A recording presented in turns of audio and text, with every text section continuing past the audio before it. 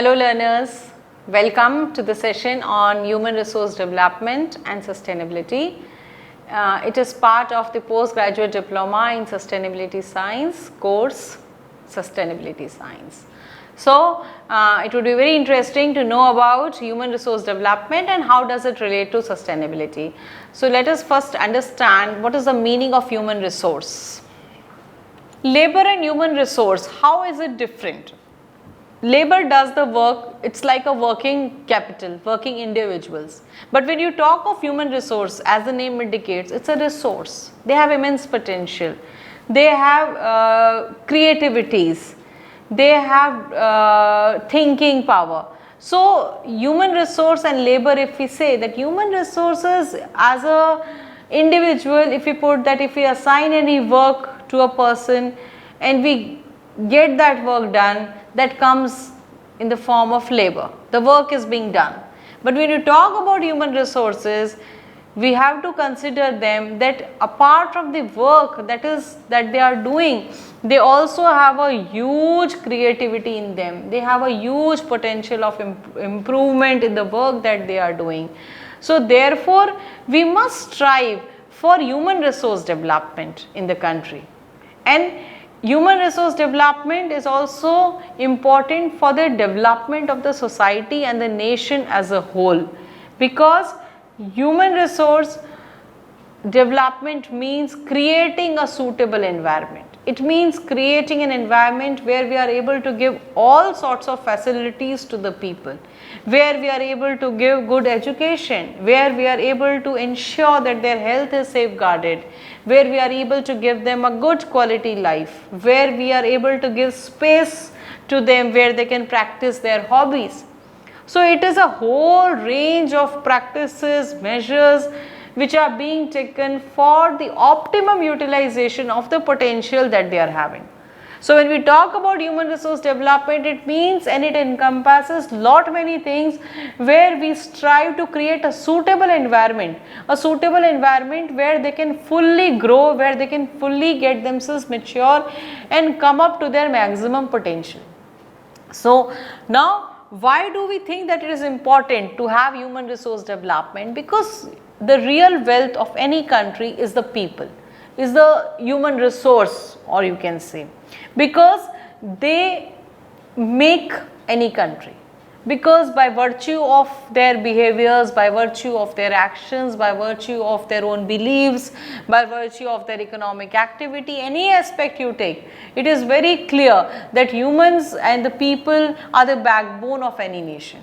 Other things and other infrastructure which we are getting out of the development is useless if the people are not able to use them properly. If we do not have a good or you can say educated and fully developed human resources in our country.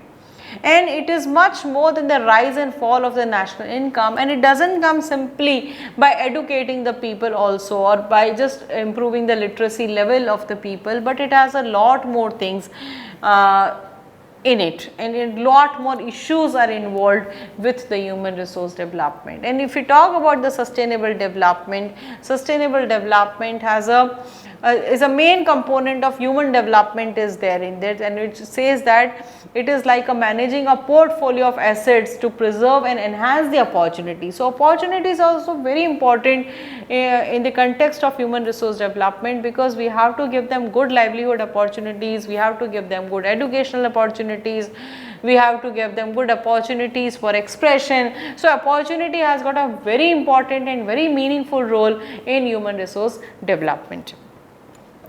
So, what are the issues which are related to human resource development?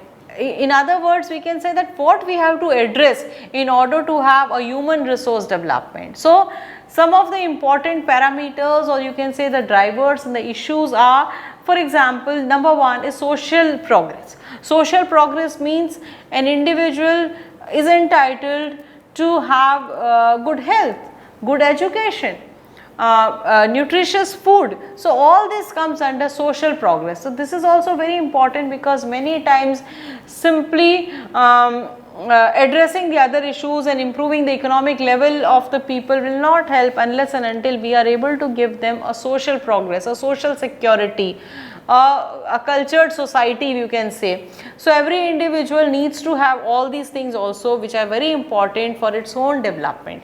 Of course, economics is important, as it is mentioned. Economics means improvement in the standard of living of the people, and it comes by way of economic development, where where the individuals or the human resources are able to make their own living, they are able to expand their livelihoods, we are able to expand their opportunities, they also have the fruits of development, they are able to make economic progress, they are able to live better.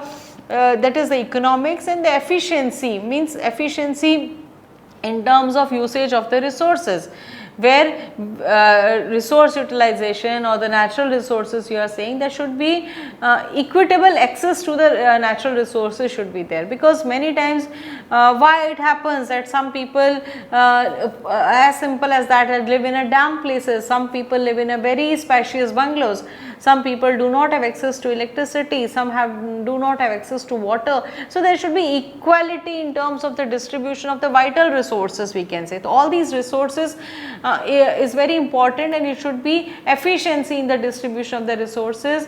Equity must be there, whatever we are getting out of the development, it should be shared equally. There should not be a divide between the rich and the poor. The gap should be minimized. There should be equal distribution of the profits of development must be. However, in most of the cases it has been seen that we fail to address these issues. Participation and freedom are very important, where individuals are able to participate freely, they are able to maintain their cultures, they are able to have a say in the decision making, they have a role to play in different forums, they have a freedom of expressions, they have to freedom to raise their voices, their opinions. So that kind of participation and freedom is very essential. Sustainability of the action, sustainability of the environment, sustainability of the activities, sustainability of the different functions that are being done, all these measures which we are taking, sustainability of all these things are very important. And human security, a person should be made to feel secure, which is devoid of any crime, theft or any other kind of a mental torture, you can say. So these are some of the very important elements to foster human resource development, and all these things can be met by the sustainable societies, we can say. So these issues are very important, and in view of this, in order to meet all these elements, we need to have a proper and a transparent system to see that the people, irrespective of the place, irrespective of the religion, irrespective of any class, irrespective of rural, urban, they are able to have all these elements so as to use them, so as to develop and flourish in a equal manner. So there is a role of environmental governance. Just now we were talking that what is required to have human resource development. There is a role of environmental governance in human resource development. There is a need of reforms. Just now we had RTIs that has come so that people can know the different schemes which are launched by the government. So lot of reforms are required, not only in terms of economics or in terms of policies, but also with respect to the social norms and values which we are having. So lot of reformation is required.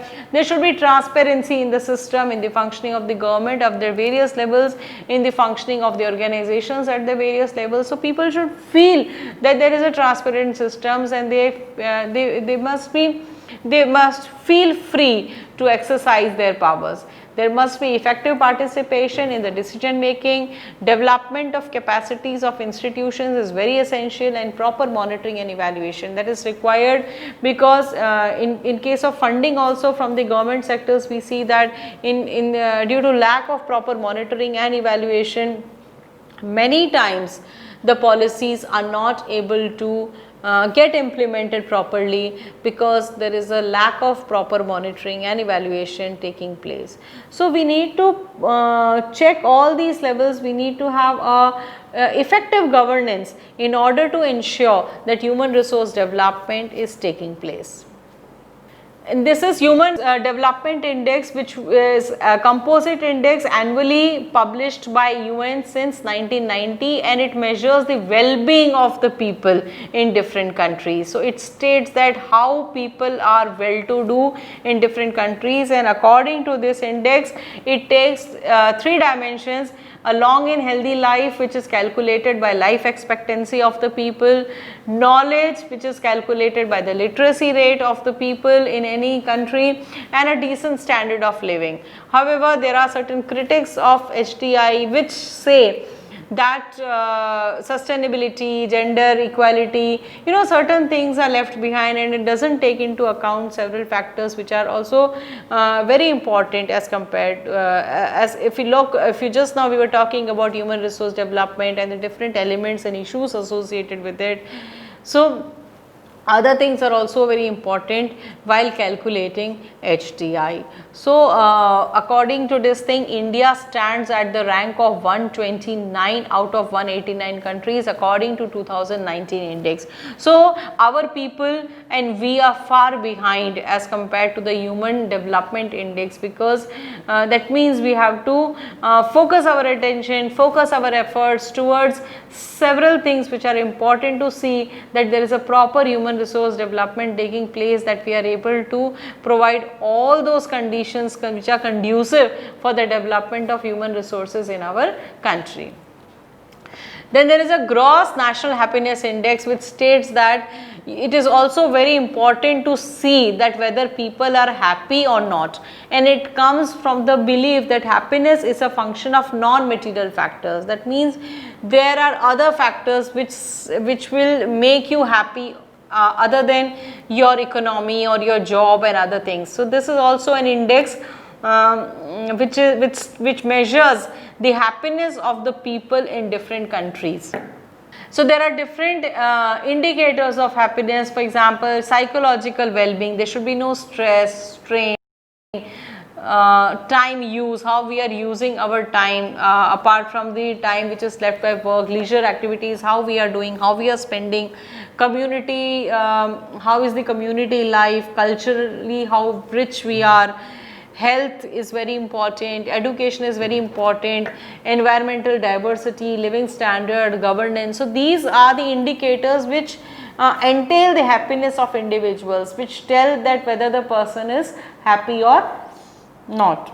According to World Happiness Ranking, according to 8th report, I think we can say, it is clearly said that we are happy by the combination of factors. We cannot be happy just by the social elements or just by the environmental or the economic elements, but being happy requires inputs, or you can say requires factors from social, urban and natural environment, and all these combine to make us happy. So here we can see that yes, the importance of natural environment is also huge in making us happy, and it clearly states that environmental protection is very important for our happy survival. And this report is a landmark survey of happiness of citizens across the world, and according to 2018, 156 countries have been marked, and India stands at 144 number according to this report, and that clearly states that our people are not happy. And it has been said also that in India the people are depressed, the people are sad, and it is also it has also come out by several studies. So we have to see that how we are able to ensure that happiness is also there along with other factors when we talk about human resource development. So according to the happiness World Happiness Ranking 2020, just now what we were saying, Finland tops the list of the happiest countries of the world, and India stands at the number of 144 out of 156 countries. These are the 10 world's happiest countries of 2020. It's Finland, Denmark, Switzerland, Iceland, Norway, Netherlands, Sweden, New Zealand, Austria, Luxembourg. So here the people are happy. So what all these things have to relate to sustainability? We have to understand that sustainability is an environmental policy and it seeks to strive a balance between environment, society and economy. And it is not for the present generation, but it also strives to have the balance between all these pillars for the coming generation also. So when we talk about human resource development, we have to check whether there is a sustainability of the efforts which we are making towards the development of human resources in our country.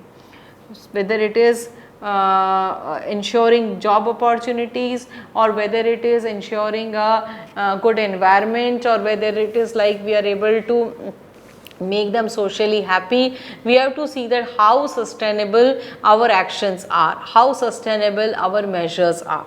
So in this, there is a great role which is played by education. Education has a role in terms of teaching, in terms of education, in terms of the community engagement. All these things are very important because that is the backbone. If you talk about the human resource also, and we consider about happiness indexes or human resource, human development indexes, or you can talk about what we were discussing about the sustainability of our actions, it is very important to check the role of education, because while we are teaching in the formal settings and in the informal settings, we are passing on this message to the generations that what is good and what is bad. Similarly, through research, there are a lot of research which is being going on in terms of seeking how to ensure human resource development, what are the parameters for it, what are the different indices for it.